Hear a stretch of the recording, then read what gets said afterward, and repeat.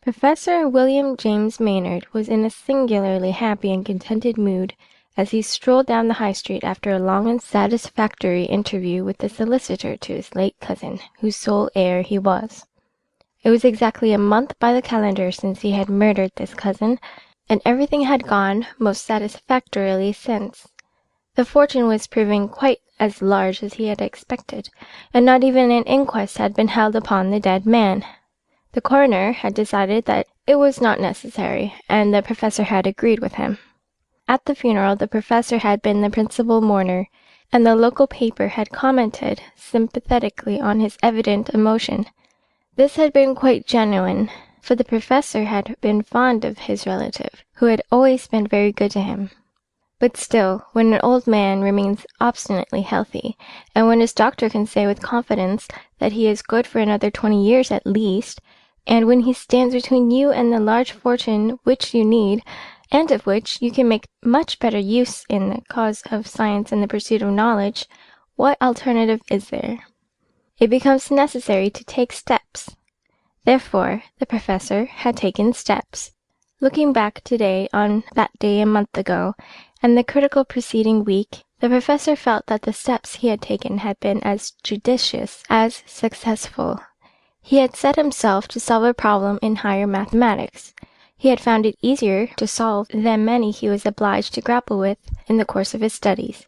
A policeman saluted as the professor passed, and he acknowledged it with the charming old-world courtesy that made him so popular a figure in town. Across the way was the doctor who had certified the cause of death. The professor, passing benevolently on, was glad he had now enough money to carry out his projects. He would be able to publish at once his great work on the secondary variation of the differential calculus, that hitherto had languished in manuscript. It would make a sensation, he thought. There was more than one generally accepted theory he had challenged or contradicted in it, and he would put in hand at once his long-projected work, a history of the higher mathematics. It would take 20 years to complete. It would cost £20,000 or more, and it would breathe into mathematics the new vivid life that Bergson's works have breathed into metaphysics. The professor thought very kindly of the dead cousin, whose money would provide for this great work. He wished greatly the dead man could know to what high use his fortune was designed. Coming towards him, he saw the wife of the vicar of his parish. The professor was a regular churchgoer. The vicar's wife saw him too, and beamed. She and her husband were more than a little proud of having so well-known a man in their congregation. She held out her hand, and the professor was about to take it when she drew it back with a startled movement. "Oh, I beg your pardon," she exclaimed, distressed as she saw him raise his eyebrows. "There is blood on it." Her eyes were fixed on his right hand, which he was still holding out. In fact, on the palm, a small drop of blood showed distinctly against the firm, pink flesh. Surprised, the professor took out his handkerchief and wiped it away. He noticed that the vicar's wife was wearing white kid gloves. "Oh, I beg your pardon," she said again. It startled me somehow. I thought you must have cut yourself. I hope it's not much. Some scratch, I suppose," he said. "It's nothing." The vicar's wife, still slightly discomposed, launched out into some parochial matter she had wished to mention to him. They chatted a few moments and then parted. The professor took an opportunity to look at his hand. He could detect no sign of any cut or abrasion. The skin seemed whole everywhere. He looked at his handkerchief. There was still visible on it the stain where he had wiped his hand, and this stain seemed certainly blood. "Odd," he muttered as he put the handkerchief back in his pocket. "Very odd." His thoughts turned again to his projected A History of the Higher Mathematics, and he forgot all about the incident till, as it happened that day month, the first of the month by the calendar, which he was sitting in his study with an eminent colleague, to which he was explaining his great scheme. "If you're able to carry it out," the colleague said slowly, "your book will mark an epoch in human thought. But the cost will be tremendous." "I estimate it at £20,000, answered the professor calmly. "I am fully prepared to spend twice as much.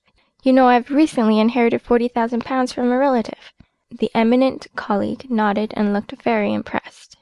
"It is magnificent," he said warmly. "Magnificent." He added, "You've cut yourself, do you know?" "Cut myself?" the professor echoed, surprised. "Yes," answered the eminent colleague. "There is blood upon your hand, your right hand." In fact, a spot of blood, slightly larger than that which had appeared before, showed plainly upon the professor's right hand. He wiped it away with his handkerchief, and went on talking eagerly, for he was deeply interested. He did not think of the matter again till just as he was getting into bed, when he noticed the red stain upon his handkerchief. He frowned and examined his hand carefully. There was no sign of any wound or cut from which the blood could have come, and he frowned again. "Very odd," he muttered.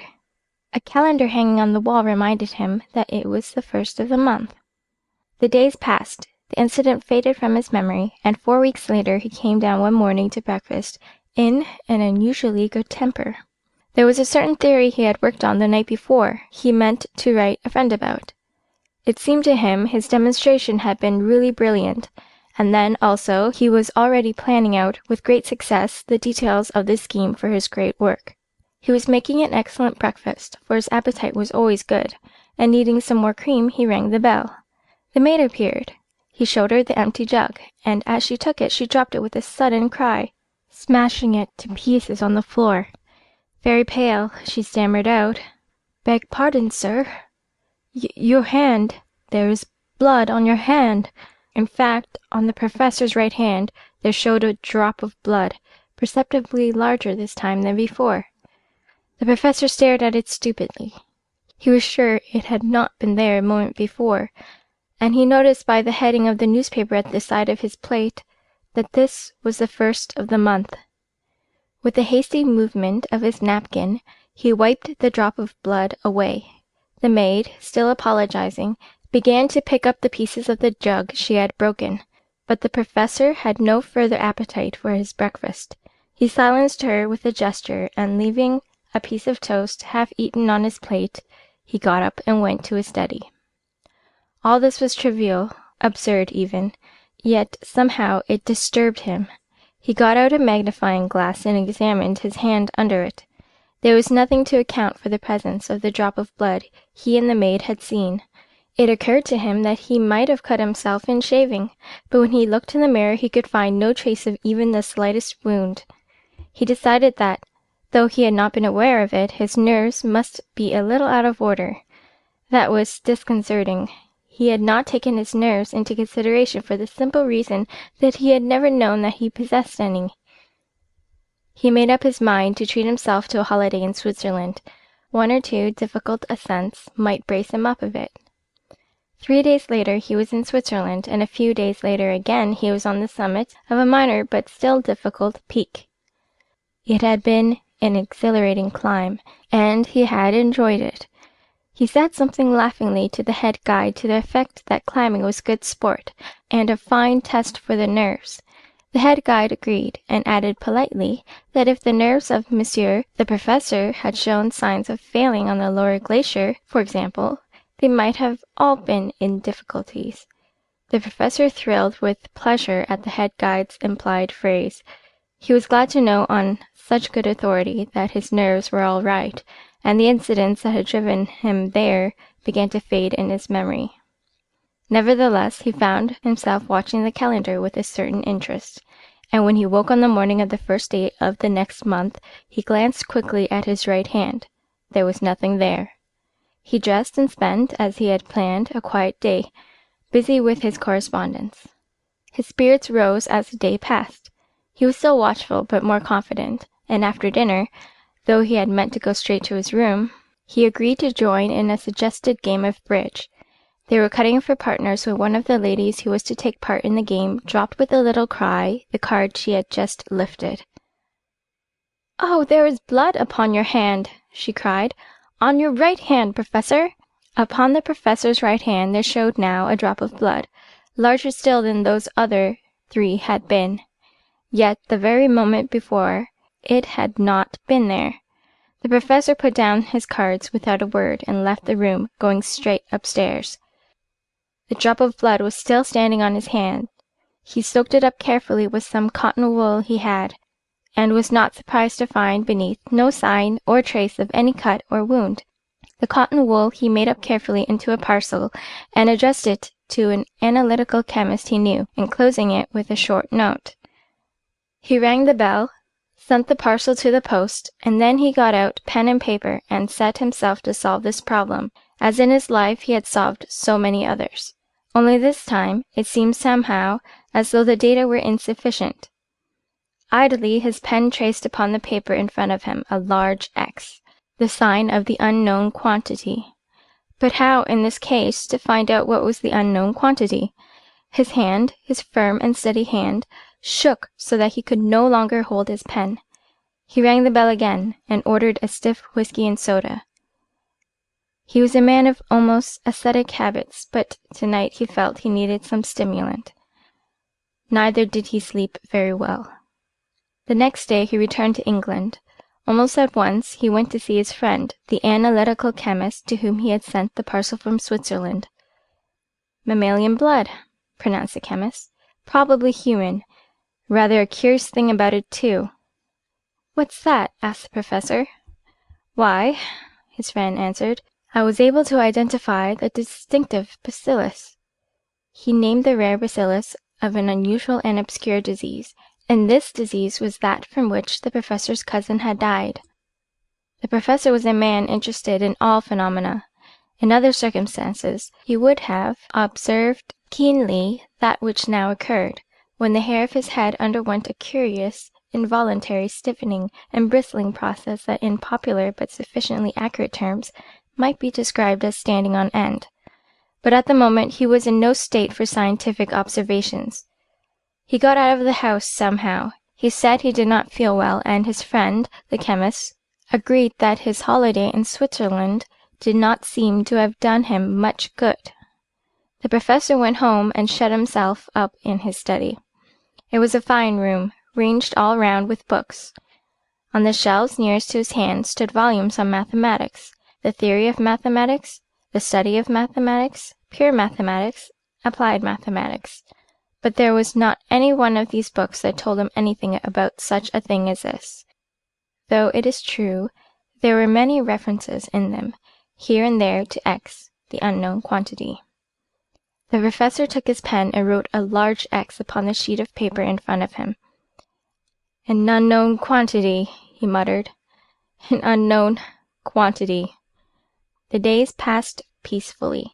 Nothing was out of the ordinary, except that the professor developed an odd trick of continually glancing at his right hand. He washed it a good deal, too, but the first of the month was not yet. On the last day of the month he told his housekeeper that he was feeling a little unwell. She was not surprised, for she had thought him looking ill for some time past. He told her he would probably spend the next day in bed for a thorough rest, and she agreed that that would be a very good idea. When he was in his own room and had undressed, he bandaged his right hand with care, tying it up carefully and thoroughly with 3 or 4 of his large linen handkerchiefs. "Whatever comes shall now show," he said to himself. He stayed in bed accordingly the next day. His housekeeper was a little uneasy about him. He ate nothing, and his eyes were strangely bright and feverish. She overheard him once muttering something to himself about the unknown quantity, and that made her think that he had been working too hard. She decided that he must see the doctor. The professor refused peremptorily. He declared he would be quite well again in the morning. The housekeeper, an old servant, agreed, but sent for the doctor all the same, and when he had come, the professor felt he could not refuse to see him without appearing peculiar, and he did not wish to appear peculiar. So he saw the doctor, but declared there was nothing much the matter. He merely felt a little unwell and out of sorts and tired. "You have hurt your hand?" the doctor asked, noticing how it was bandaged. "I cut it slightly, a trifle," the professor answered. "Yes," the doctor answered. "I see there is blood on it." "What?" the professor stammered. "There is blood upon your hand," the doctor repeated. The professor looked. In fact, a deep, wide stain showed crimson upon the bandages in which he had swathed his hand. Yet he knew that the moment before the linen had been fair and white and clean. "It is nothing," he said quickly, hiding his hand beneath the bedclothes. The doctor, a little puzzled, took his leave, but Maud had gone 10 yards when the housekeeper flew screaming after him. It seemed she had heard a fall, and when she had gone to the professor's bedroom, she had found him lying there, dead upon the hearthrug. There was a razor in his hand, and there was a ghastly gash across his throat. The doctor went back at a run, but there was nothing he or any man could do. One thing he noticed with curiosity was that the bandage had been torn away from the dead man's hand, and oddly enough, there seemed to be on the hand no sign of any cut or wound. There was a large solitary drop of blood on the palm, at the root of the thumb, but, of course, that was no great wonder, for the wound the dead man had dealt himself had bled freely. Apparently death had not been quite instantaneous, for, with a last effort, the professor seemed to have traced an X upon the floor in his own blood with his forefinger. The doctor mentioned this at the inquest. The coroner had decided at once that in this case an inquest was certainly necessary, and he suggested that it showed the professor had worked too hard and was suffering from overwork, which had disturbed his mental balance. The coroner took the same view, and in his short address to the jury adduced the incident as proof of a passing mental disturbance. "Very probably," said the coroner, "there was some problem that had worried him, and that he was still endeavoring to work out. As you are aware, gentlemen, the sign X is used to symbolize the unknown quantity." An appropriate verdict was accordingly returned, and the professor was duly interred in the same family vault as that in which, so short a time previously, his cousin had been laid to rest. End of The Unknown Quantity.